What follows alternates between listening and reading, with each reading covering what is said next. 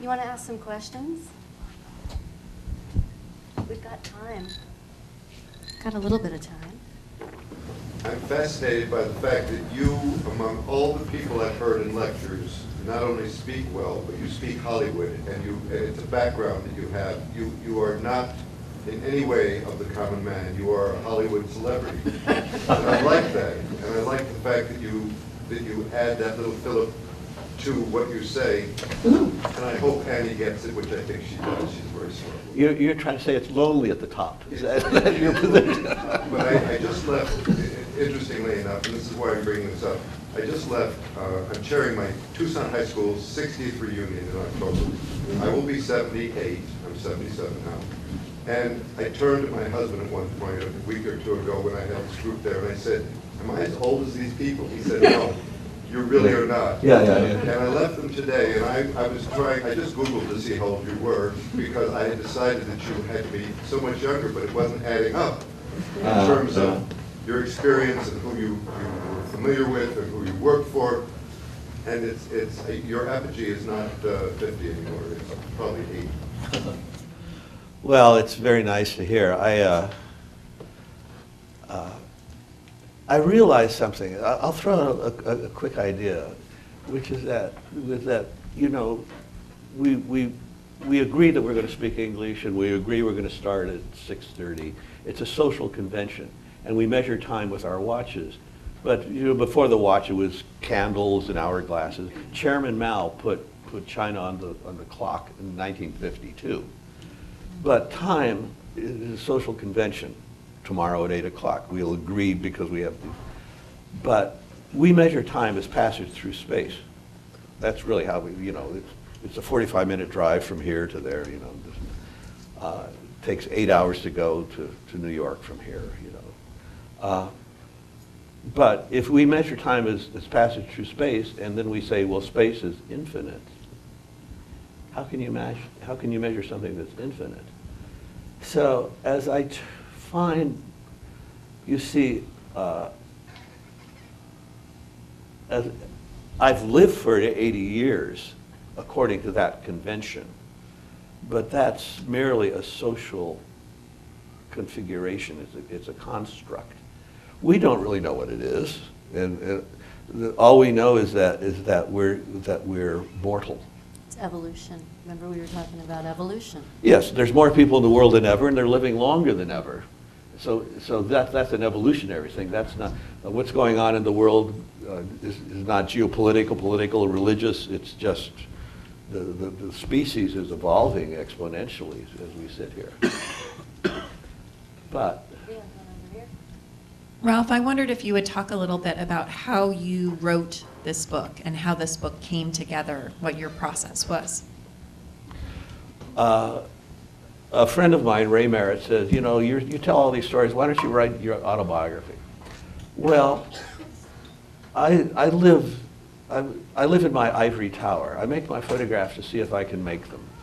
I make them so that I can sit and look at them. And then I make a living by showing them and releasing them. But I'm making them for me. I don't think of people looking at them. I don't think of the audience. And the same thing happened when I made this book.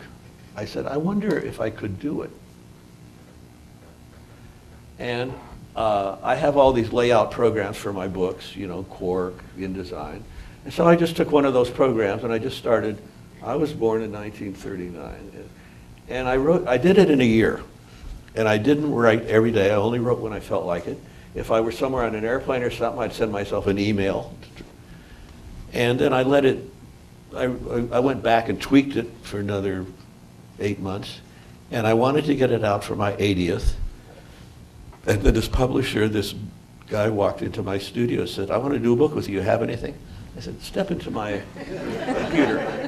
And I showed him a 400-page layout. And he said, I'd love to do it because he says it's an art book and it's a biography, and I've never seen the two together. And so it was a little bit bigger. And he said we should make it smaller or nobody will read it. Because it'll be unmanageable. It's 400 pages. I've just been lucky. I made such a struggle to get the Somnambulist out. The next struggle like that will be on my deathbed. But that struggle to get the Somnambulist out has made books very easy for me. So deja vu and everything that They just come out, happens, and I just get them done. Somebody will publishes them, it just happens. Yeah, would you talk more about the photo book? When your original trilogy came out, I don't think there are a lot of photographers presenting their work in a book form as a coherent concept. It was more just a collection of individual photographs that they had done. And, you know, at the time, I think the Japanese photographers were the only ones working on photo books. So you talk about why you focused on this? I mean, Sure. I love the concept. There's 3 or 4 reasons that will be included in my response. Initially, it was the only way that you could get your work seen. That was, and then it occurred to me while I was making it that in a really strong book, the sum equals more than the total of its parts. The total equals more than the sum of its parts. And then, because when back in the Navy, on the ship, we also had a lithographic press, and I had to make halftone negatives for the lithographer, so I understood the process. So my blacks, all those big blacks you see in my work, are something I discovered I can do when I was printing the Somnambulist, and I brought the black color up. That subsequently influenced my street shooting so that I would make my shadows go dark. So I once went online to see what was the history of photolithography, and it practically parallels photography. Just not many years later, 20, 25 years later, photolithography came into being 50 years later. And the book and the photograph have been joined at the hip for a long, long time. And there's certain characteristics of the book alone as a delivery system. I use this word to myself constantly. I know that those of you who look at books, probably everybody here will sit down in your favorite moment, and if you're nearsighted, it might be here. If you're farsighted, it might be an inch or two away. But I know that the scale is controlled. If I have a show in an exhibition, people look at it from across the room, they're bumping elbows, it's a social thing, it's this and that. Whereas a book, you have an opportunity to control your scale in a way. And I've always been interested in that space between the photographs. And even though I'm trying to tell myself that the book is becoming a not obsolete but challenged delivery system, I'm still not convinced it is, and I'm going to do another one. I've got 2 more books coming up.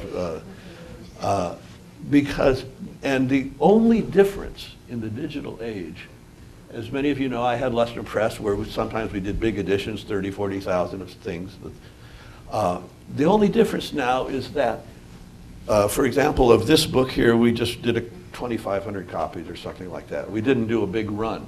Nowadays, a big run is 1,500 to 2,000. That's what you're going to get rid of. There's that many people, you make more than that, and you're not going to sell them. Something will, So it hasn't been, the book as an object has not been nearly as threatened as you might think it would have been in the digital age. And when I started shooting digital, I became interested in everything digital. And I want to tell this little story about Wired magazine. That picture of I had a spread for my 80th birthday. I have a show at the Leica Gallery in Beverly Hills, and they have a great PR firm. They got me into Wired magazine. Wired magazine, we all know what that is. Because I was shooting digital, they say photographer turned digital. All that stuff. It's a great story. And so, in the course of all of this, they were very fastidious in correcting the copy and asking me the same question over and over again. And I said, how many people are going to see this? And she said, well, this month, 19,400,000 people will see this. Yeah. Well, so I showed 12 of my current photographs to 19 million people and didn't realize $1 in revenue in print sales or anything, not $1. Now, you can have a painting that sells for $19 million that doesn't have $1 worth of content in it too these days. The demographic, this is just another interesting example of our globalization, our demographic, the digital world in which we live. When I was a kid in Hollywood, by 1950, were there 100 celebrities in the world? Were there 100 actors? You know, now the numbers are just staggering in terms of communication. So now I know how my musician friends feel when they put up something on YouTube and they get millions and millions of hits and no money back. Total communication. But if you're going to generate an income from your art, you're going to have to give high-paid lectures at the Center of Creative Photography.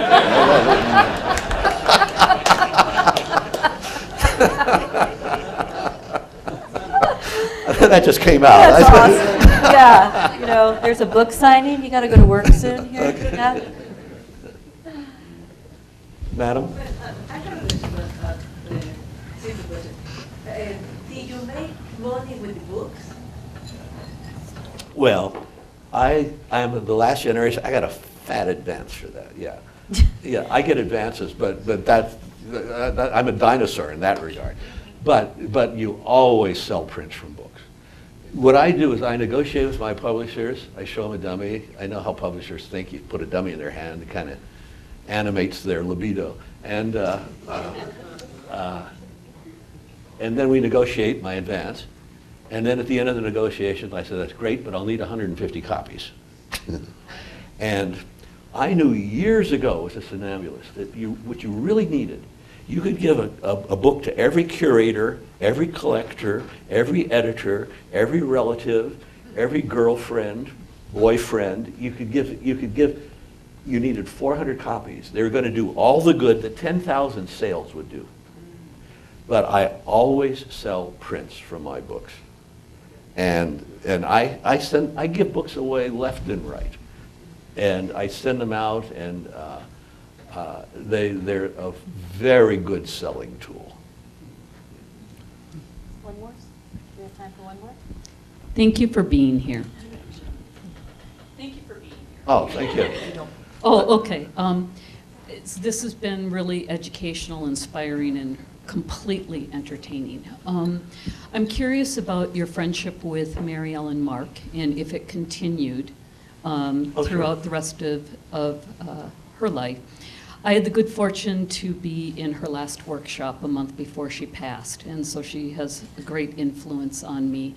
And one thing that seemed to be a deep sorrow for her was she would say, nobody appreciates the real anymore in imagery. And this ties into what you were saying about Photoshop. Mm-hmm. And I'm curious if the two of you ever had any conversations about that, and I suspect you might have, based upon some of the things that you have said, commenting on Photoshop.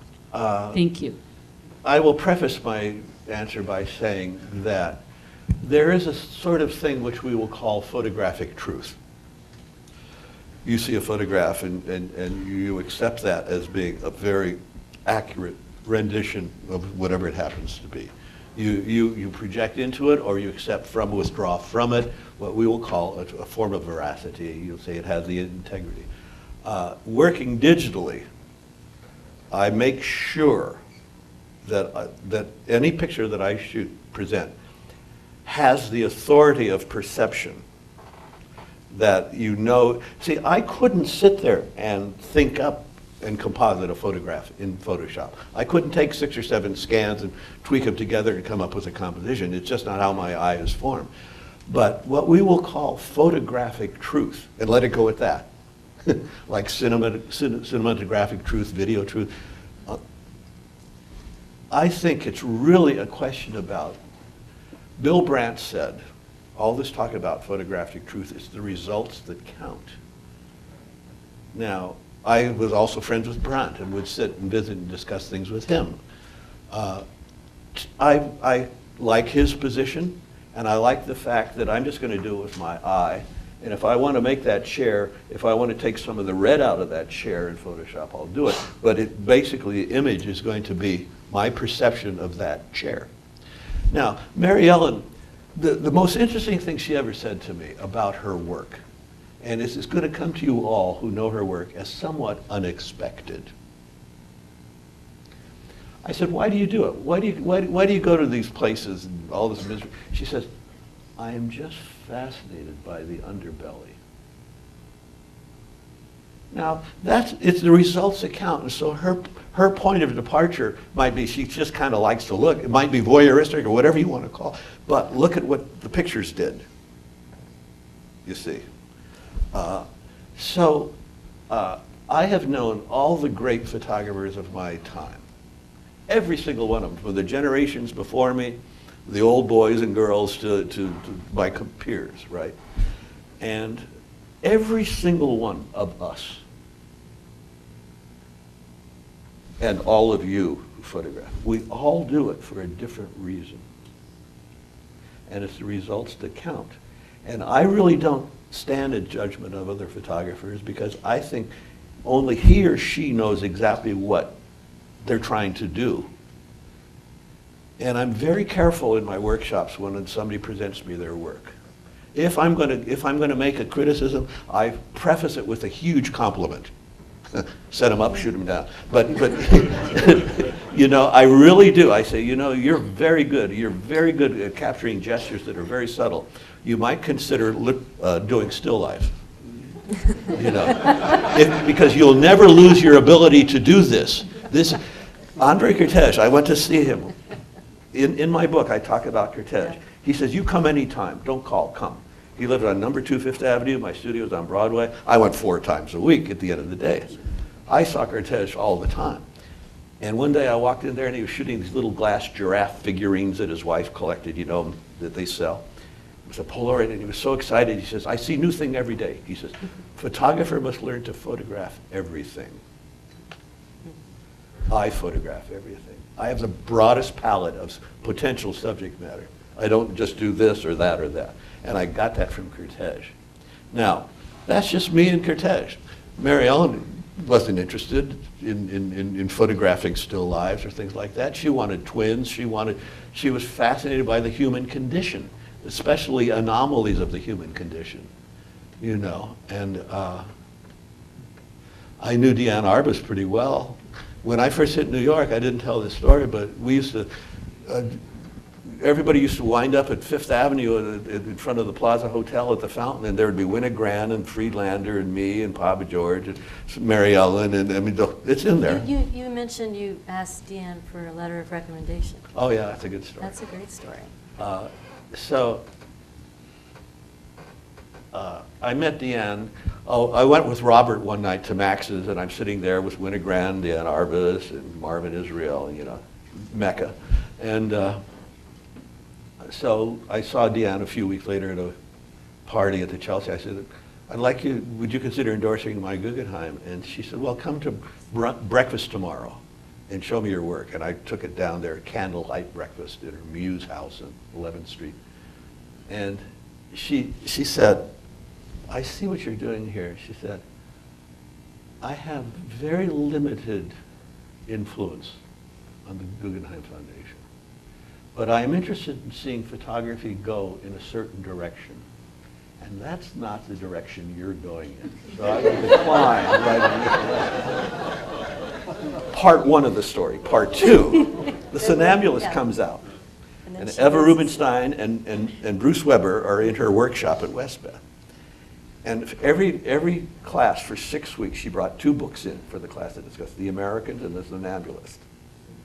And then the last time I saw her, she said, Ralph, I saw your book. I liked one of the photographs in it very much. Well, we're going to have to wrap it up. She did my portrait, too, and I never saw it. Did she? So it was either too much or not enough of something. I don't know. Thank you, sir. Sure, pleasure. Thank you.